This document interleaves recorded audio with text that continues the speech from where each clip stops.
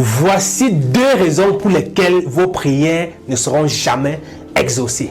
Est-ce que vous avez l'impression de prier au quotidien et ne pas avoir la faveur de Dieu? Est-ce que vous avez l'impression de jeûner mais que rien ne change dans votre vie? Vous avez l'impression d'être maudit ou bien que Dieu ne vous écoute pas tout simplement? Alors dans cette vidéo, je vous donne 2 raisons pour lesquelles vos prières ne fonctionnent pas et ne fonctionneront jamais. Alors restez jusqu'à la fin de la vidéo pour apprendre quelque chose qui te permettra de grandir spirituellement.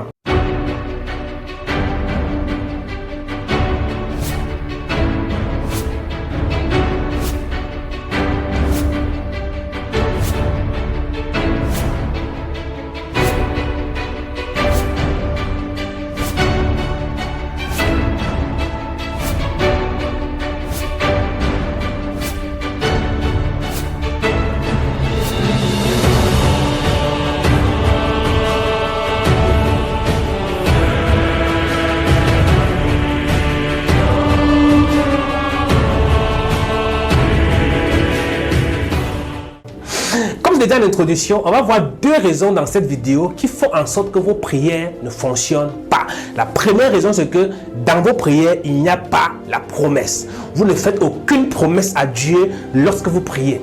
À chaque fois que vous priez, vous êtes toujours en train de dire « Seigneur, fais ceci dans ma vie, aide-moi à avoir ceci, je veux ça, j'ai tel problème. » Vous ne parlez que de vous, de vous, de vous et de vous. En fait, vous êtes des personnes égoïste. Vous devez savoir que Dieu aime les promesses. Si vous ne faites aucune promesse à Dieu, il vous donnera rien du tout. Pourquoi est-ce qu'il va laisser une personne qui lui a promis quelque chose et venir exaucer votre prière, vous qui ne lui apportez rien du tout? Pourquoi est-ce que Dieu va vous aider à résoudre vos problèmes? Pourquoi est-ce qu'il va vous aider à trouver la solution à votre problème? Votre prière ne fonctionne pas. Premièrement parce qu'elle ne contient aucune promesse. Vous ne parlez que de vos problèmes, vous ne parlez que de ce que vous voulez avoir. Alors désormais, incluez les promesses dans vos prières. Dites par exemple à Dieu, si tu m'exauces, alors je vais partager ta parole partout où je serai. Je vais témoigner en ton nom pour contribuer à la grandeur de ton nom. Je vais peut-être faire un don de 100 000 francs, de 10 000 francs dans ton église ou alors dans un orphelinat ou bien chez une veuve, quelque chose comme ça.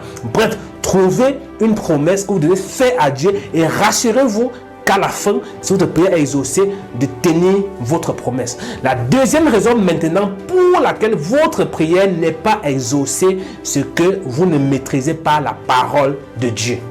Oui, vous ne connaissez pas la parole de Dieu.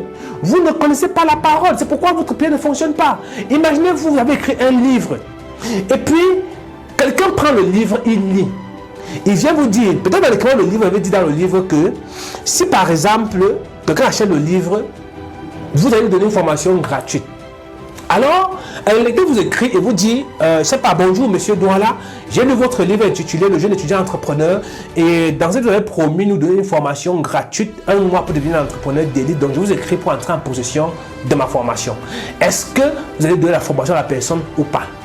Vous allez le faire à coup sûr parce que vous avez dit dans votre livre que ceux qui vont lire, vous allez donner cette formation. Donc à chaque fois que vous priez, vous devez accompagner votre prière avec un verset biblique. Oui, cherchez à comprendre la parole. Lisez la Bible.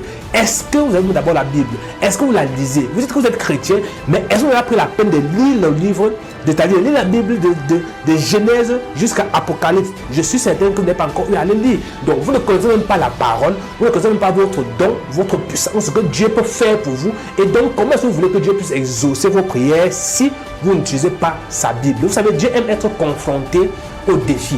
Il aime qu'on le met à l'œuvre. Alors quand vous priez, peut-être vous pouvez dire, par exemple dans le livre de Jérémie 29 verset 11, il dit ceci: j'ai des projets pour vous, des projets de paix et non de malheur, afin de vous permettre d'avoir une belle vie, un bel avenir et puis une bonne espérance.